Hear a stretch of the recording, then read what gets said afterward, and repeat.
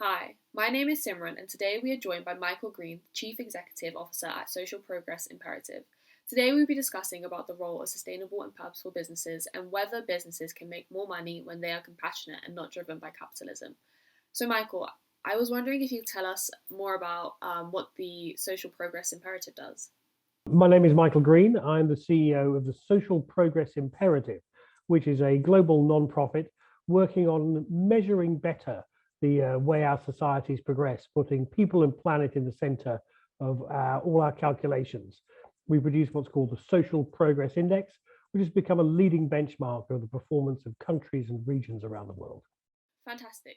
First thing I wanted to ask you about was today's societal forces and modern business. So, really, where does a business change towards a more positive society that is driven by the ESG and the CSR, potentially some of the investing concerns or the stakeholder concerns, or whether we might actually be seeing a more truly compassionate side to business coming up that isn't necessarily driven by the finance?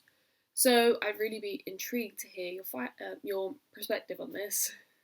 I don't want to be cynical, and I'm a great believer in ethics and compassion. But what really interests me is self-interest. I think Adam Smith got it right with this sort of not by the benevolence of the butcher or the baker.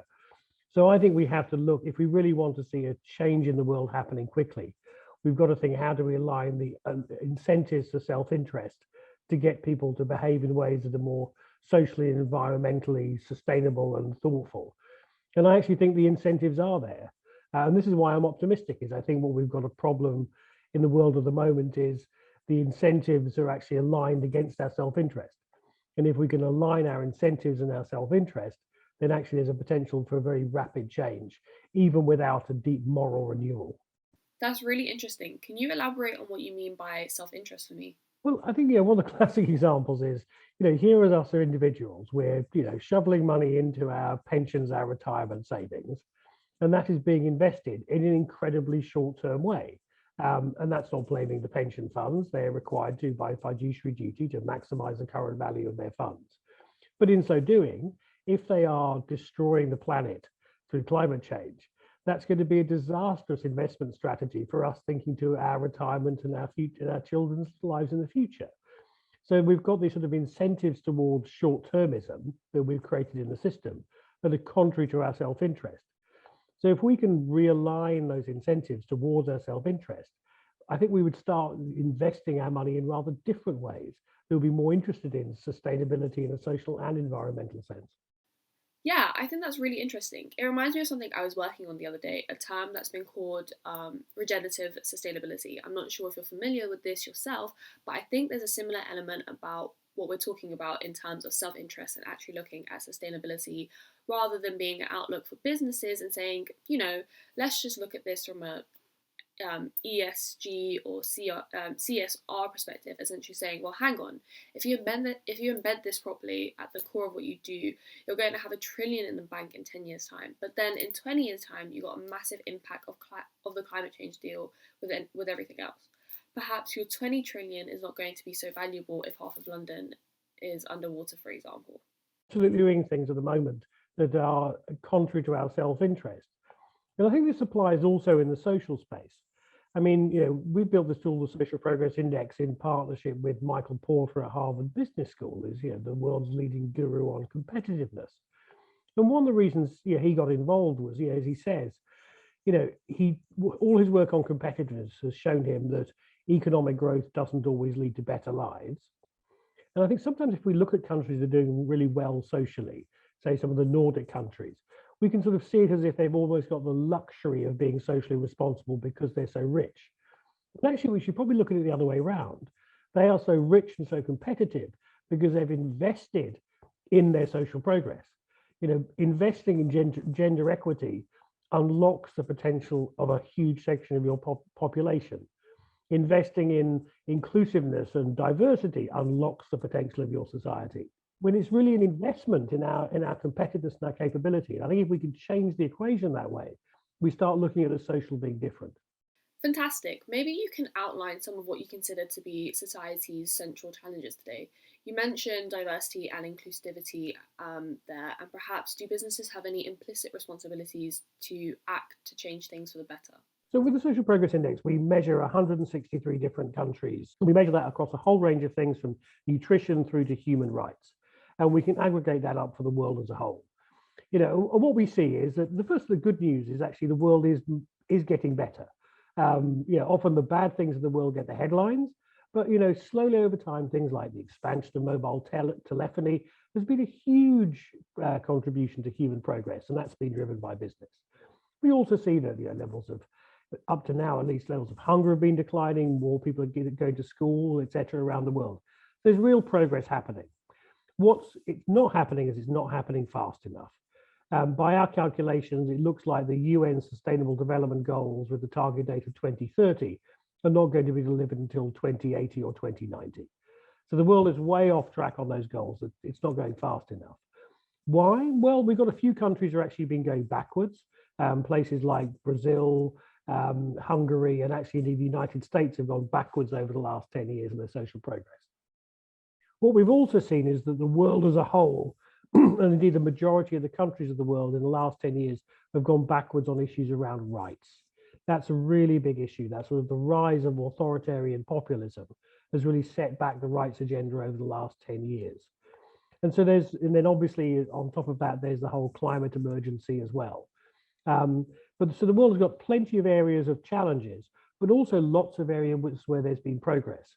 And that's something we try and do with our work, is highlight where progress is happening and show that actually the world could be a lot better than it is. The solutions actually are out there. Fantastic. I wonder if you could talk to me today about the role of data in work and perhaps the transparency of data. I've done quite a lot of metrics on these kinds of elements, and what I tended to find was very often businesses in particular, they will tend to pick out the parts of the data that suit their arguments rather than looking at the transparent picture of their data, and tend to hide the parts of the data that show their negative impact.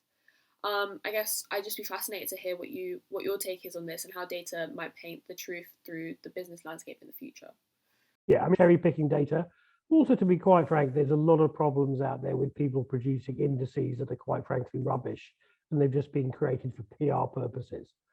So for us, that was a key thing about building an index, is it had to have, first of all, full methodological rigor. So, what we do is we take secondary data from places like the UN, etc., and pull that together to produce a social progress index. There's a lot of work goes into building a tool like ours. The second piece is transparency. We're fully transparent about the methodology and all the underlying data. And I think sometimes you see products out there that are just a black box.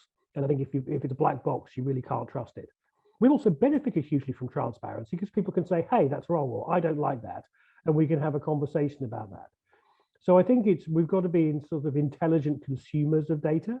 I think we've got to be careful to be wary when people are cherry picking. Why have you chosen these data points rather than others? What's your process for doing that? What's your methodology? And are you willing to be transparent about it? But ultimately, I think, accreditation or whatever may be one path, but another path is around we've got to be smart consumers of data. That's really fascinating. Is there any data to illustrate how COVID-19 and indeed today's geopolitical impacts are affecting people and hence the necessary business response? So we very much focused on sort of outcome-based data, which ultimately, because we're trying to measure the real quality of life of people, not what policies we're implementing. So we measure life expectancy or educational attainment, not about how much money is being spent. So those may not move so quickly over time. What we're seeing, first of all, on COVID is that, a society's response to COVID, society's resilience to COVID is a lot related to its equity before COVID.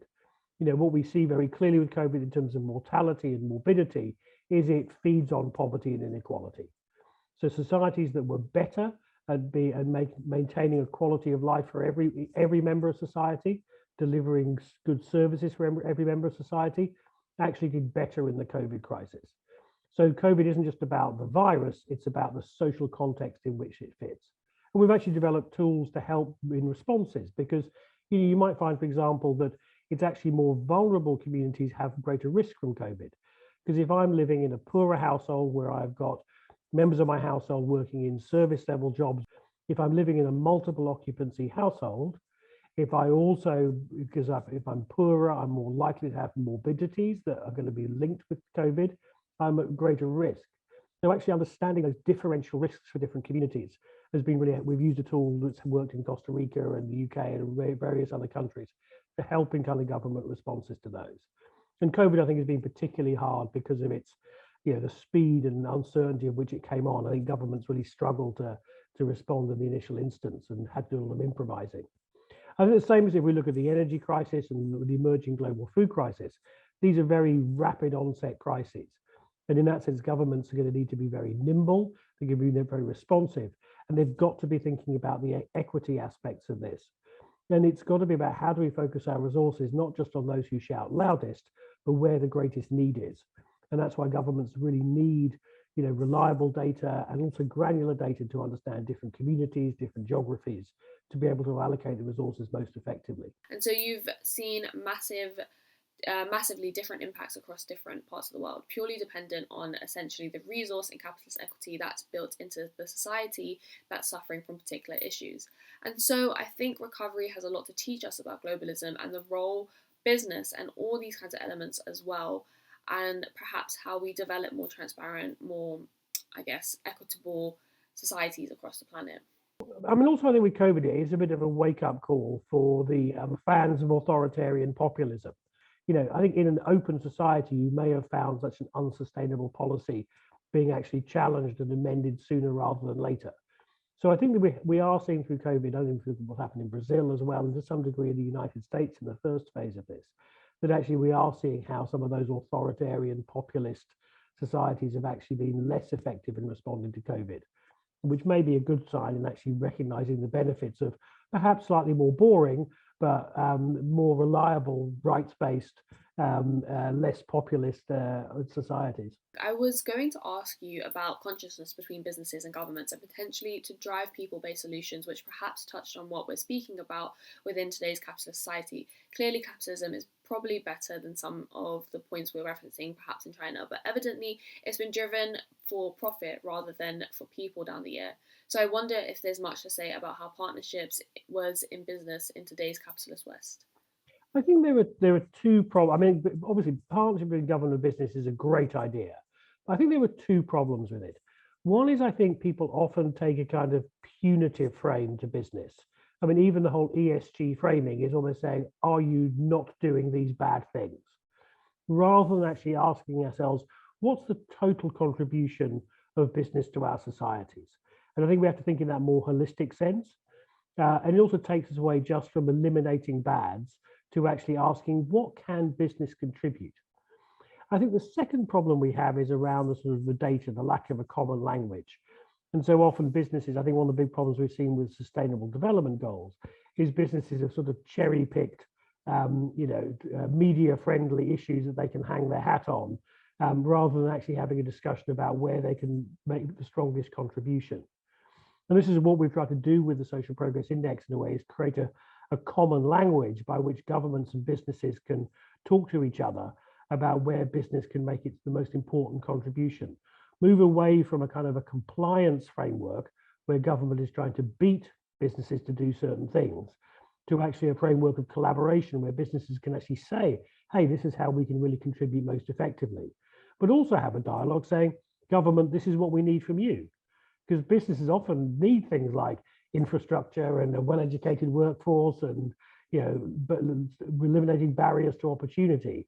The government needs to deliver. So actually there's a real win-win there if we can create the right framework for dialogue. Fascinating. I was also keen in that context to ask you about what you consider to be a compassionately successful business perhaps in 5 or 10 years' time, and any ways we might measure that with any new metrics or similar arguments you're familiarized with. Yeah, I mean, I would rather focus on a rationally successful business that is, I think, to use a phrase you used earlier, regenerative in terms of its of society and the environment. And if we have businesses doing that, I care less about what they say and what they say their motivations are than what they actually do. I think it's the outcomes, it's the impacts, the things by which we should be judging businesses and all organizations, not the language in which they dress it up. And so having real metrics, so we can say, look, this business actually is making a big contribution and this one's making a lesser contribution. I think that's a good way to look at it. I was looking to close out our conversation to talk about the future of societies and where we might see societies evolving in a decade or so. Whether we might find those more compassionate places, perhaps where businesses and governments and societies might intersect to benefit all. So I'd be fascinated to hear your thoughts on that. Yes, I think there were, let's be clear, there were some problems that are, very much solved that we haven't scaled. So things like, getting everyone fed, getting everyone vaccinated, getting everyone access to water and sanitation. I know there are problems in delivering of those to everyone, but those really are essentially scaling problems that we've got to move towards. There are other ones where I think we are looking more towards trying to find new solutions, which is it's a harder problems. Climate change is one of them. But again, from what our data shows very clearly, is there actually isn't a trade-off between progress and sustainability.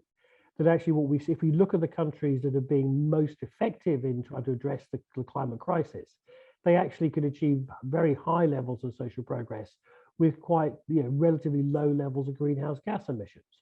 So for example, Australia and Sweden have very similar levels of social progress, but Australia is off the charts in terms of its greenhouse gas emissions per capita, whereas Sweden is actually getting quite close to a sustainable level of greenhouse gas emissions. Not there yet. That's fascinating. Can I just ask, is that down to technology choice or is that down to the approaches they use to climate change? I'm wondering what drives that differentiation. Well, it's driven a bit by how they've decided to develop their economy, how well they're turning their GDP into social progress and in their own right, and then some of the technology. Some questions about endowments. You might say, there might be a endowment of hydroelectric power in Sweden, but there again, Australia has plenty of endowments on things like solar, etc. So I think there are choices out there, are possibilities out there. Yeah, sustainability and social progress are two sides of the same coin, and we've got to advance on both if we're going to tackle the climate crisis. Fantastic. Thank you so much. I wonder if there's anything you'd like to close our conversation with. If you guys have any future projects going on, any work coming up in the pipelines, and anything exciting that we might be seeing from you guys in the future. Yeah, so we're really responding to the people we serve in government and in business and investment community. People have been saying, what we want is really kind of localized granular data. So later this year, we're going to be producing a social progress index covering the 500 largest cities in the US, and within those cities, individual neighborhoods. So that's going to be a massive data set, 28,000 observations. I think is going to be a very powerful tool for policymakers and also for investors and businesses thinking about location decisions. We're doing the same thing in England. Probably the end of this year, we'll have a social progress index coming out for the whole of England. And we've got other work in India and in Europe that's also scaling out there. So what we're really trying to do is create as much of this robust data that make it available as granularly as possible for the different users in government and business.